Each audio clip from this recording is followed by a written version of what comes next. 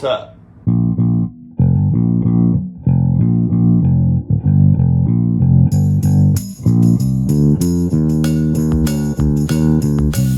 Greetings and salutations, y'all. Happy Saturday. At least it's Saturday when I'm filming this. I wanted to do something special today. I have a couple of videos that I'm working on editing and a couple other ideas that I have now that I have a space to actually get back into posting. So I wanted to start with something that... Everybody got a loud ass engine in this town, Jesus Christ.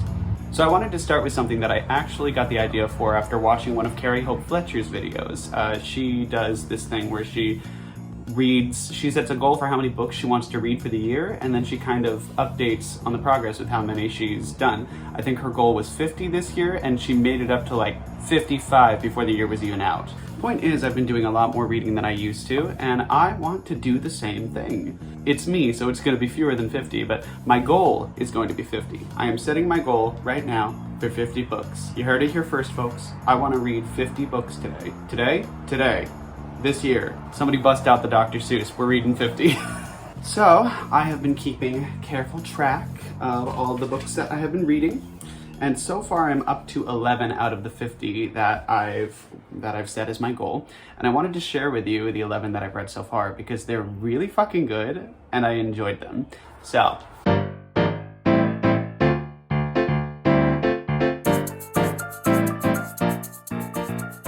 the first book that I read this year is called Obsessive Love, When Passion Holds You Prisoner by Dr. Susan Forward. Now, there's good reason for me having actually gone online to seek out and order this book specifically. I didn't just find it somewhere. If you've been following my journey to and now from Wyoming, you know that it was all in pursuit of a guy.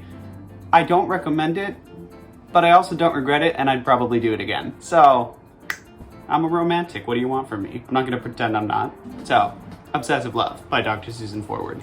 I mean, for me specifically, it was an excellent book because it's exactly what I needed.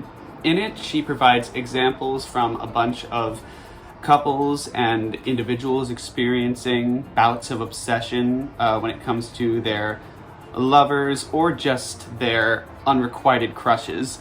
And it was telling.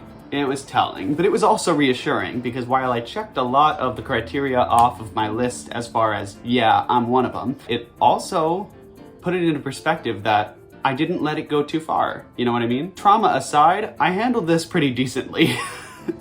And there's still plenty of work to be done, obviously. It's an ongoing process, but what I did learn is that I'm in a good spot. Despite society's obsession with self-care lately and therapy and everything, it seems like it's still pretty cry for attention to talk about your specific issues. And I don't necessarily think that's true. I think it's important that we talk about things like this because somebody who is in a similar situation to me, considering the same course of action that I took, might gain something from hearing this. So let me talk to you specifically. I'll tell it to both cameras. It's just the one. I'll tell it to this camera. Is that my camera? You having an unrequited crush on somebody does not make you problematic. Your actions concerning it are what determine whether or not you are obsessive. And if it turns out that you are like me and you do have obsessive tendencies and those are feeding into this, all is not lost. Okay? This is a good option for you. This is a wonderful book. And better late than never, I guess. So, great book, highly recommend.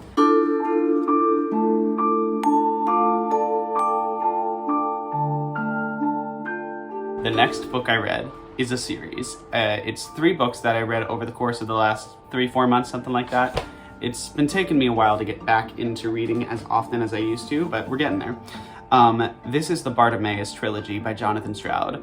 It was released in 2003, and I had the first book around that time, but it was too complicated for me personally to read, so I didn't get around to ever finishing it when I was, I think, the age of the protagonist at the time, like 12 or 13, something like that. Maybe less, maybe 8 or 9. No, at least 10. At least 10. Shut up, at least 10. I finally read the entire series, and it was excellent.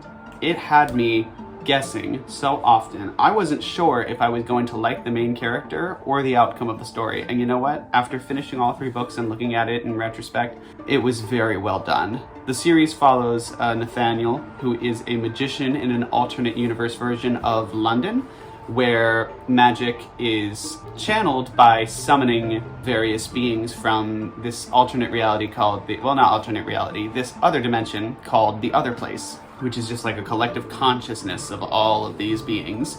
Magicians can summon them to our world and bind them to our will. And this story centers around Nathaniel and the djinn that he summons the most often, Bartimaeus. And it's so good. It's so interesting.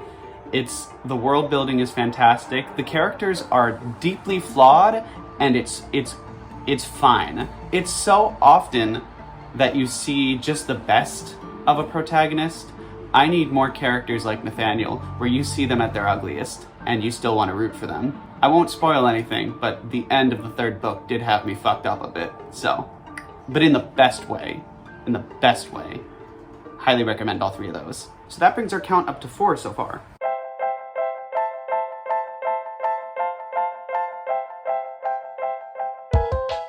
Now, Obsessive Love was not the only self-help book, so to speak, that I've picked up. I've decided that since therapy is expensive, the least I can do is look at some various topics of self-help and see what I can do about it. Survey says not much, but the books are still fun. So I finally got around to reading some Marie Kondo. I read The Life-Changing Magic of Tidying Up, and as you can see from my room, hang on, it really did a fucking number for me.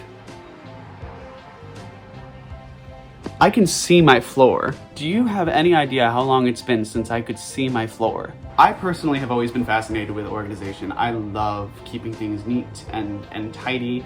I've just never been good at it. So this is really doing something for me. I still have a few more things to just, it's the finishing touches, but we did a lot and I feel very good about it. And it's all thanks to that book. So if you're having a similar issue, by all means, hit that shit up. Oh, it's raining. I think I'll leave the window open. That is a little loud, actually.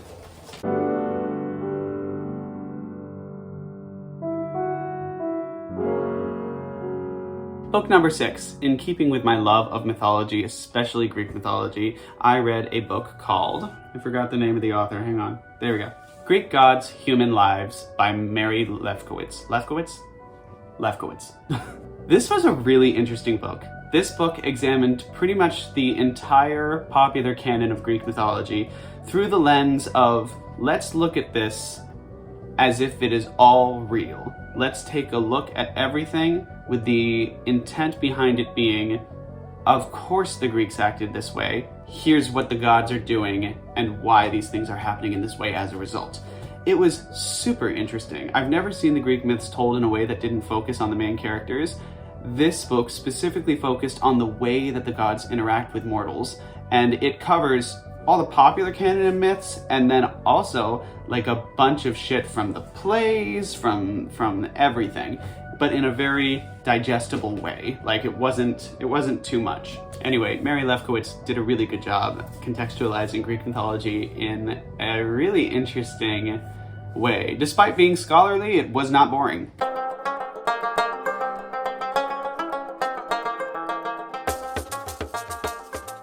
I also read another mythology book, this one specifically Egyptology, and it was a translation of the Book of the Dead, translated by Norman D. Ellis, and I think the translation is more, it's closer to like the Book of Coming Forth by Night or something. Like the Book of the Dead has always been called that, but it's not an exact translation. And I always thought the Book of the Dead was going to be like, Book of Shadows, grimoire, witchcraft shit. I thought it was going to be that, very The Mummy. It was not like that. The Book of the Dead in Norman D. Ellis's translation is poetry. It's a series of poems that instruct the reader in how to embrace their spiritual side and therefore pass to the Egyptian afterlife in a way of like, knowing thyself, that kind of thing. It's a lot more human.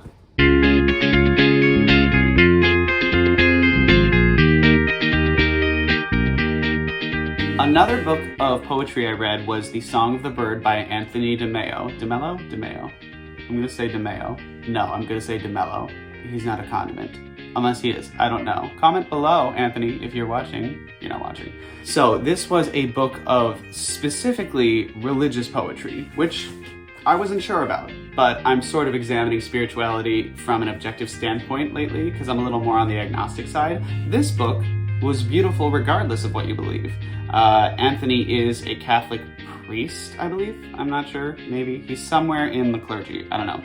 It was interesting, and what's really interesting about it is that it was not specifically Catholic or Christian ideologies and poetry. It was poetry and stories from around the world. There was a lot of Buddhist and Hindu beliefs and stories in there, and the whole point of the entire book is just to give you a bunch of insights from various mindsets around the world through the lens of religion. I really liked it, and it was so pretty. It's actually one of the books that I decided to keep in my like Marie Kondo 30 books you keep in the house kind of thing. I'm not going strictly by that. I'm just kind of keeping it to these 3 shelves that I have over here. Whatever can fit on those 3 shelves, I'll keep. Cut to, 3 months from now when I've got those shelves stacked higher than they should ever be. Who knows? Now, one I do want to briefly touch on, I'm not going to say the title of or anything, because this is a friend's book that I read, and the only reason I'm keeping it here and considering it as a completed book is because I dedicated probably 2 or 3 years to reading this book, and I love my friend, but it took that long to read it. There's a lot of heart in it, but it needs work. It just kind of fell flat every time it got my hopes up, which was really sad, and that's all I'll say on that matter.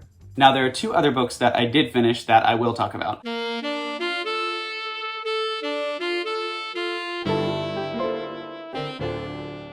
First of all, Leap of Faith by Danielle Steele, of all novels. I have wanted to read a Danielle Steele novel for a little while now because I wanted to know what the hype was. She's had like hundreds of books published or whatever, right? And yeah, she's got a formula that works for her. This is probably the equivalent of like, a soap opera that's really long running. This is the Days of Our Lives of novel series, but I get why now. I read Leap of Faith, which is about a girl who is orphaned at her castle in France. Yep. Yeah, you heard that correct. Her chateau, sorry. And she has to go live with her only surviving relative and aunt in Iowa. Now, on my way home, I drove through Iowa, and let me fucking tell you, there is goddamn nothing there. Nothing at all. Nothing whatsoever. I think I saw maybe 3 people. Although at one point I did stop at a gas station, and there were 2 redheads behind the counter, and a guy with like maybe half his teeth in a pair of overalls and a trucker cap waiting behind me. So that's Iowa. That's all of it. I would visit again though. I didn't get to see much of Des Moines and I really wanted to, so someday maybe. Point is, this story was formulaic but cathartic. It was still pretty fun to read, even if pretty often I would find myself looking at the main character and being like, bitch, what are you doing? Are you fucking stupid? Hello? Dumbass. Otherwise, great read. I would probably read another Danielle Steele novel. You don't have to commit or invest a lot into them. It's a nice, easy read. You can just kind of vibe. You don't even have to invest as much as you do into like a good YA dystopian novel. Just vibe, read a romance novel, whatever, who cares?